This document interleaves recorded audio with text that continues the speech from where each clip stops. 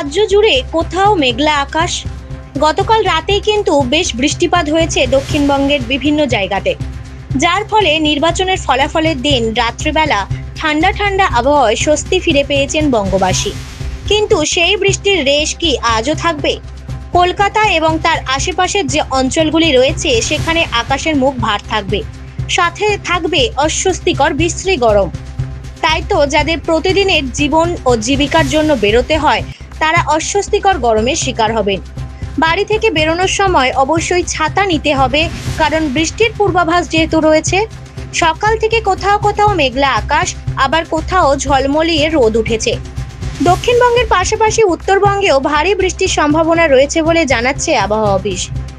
ইতিমধ্যে কেরালা এবং উত্তরবঙ্গে বর্ষা ঢুকে পড়েছে, তবে দক্ষিণবঙ্গে কবে বর্ষা ঢুকবে সেটা এখনো পর্যন্ত বোঝা যাচ্ছে না।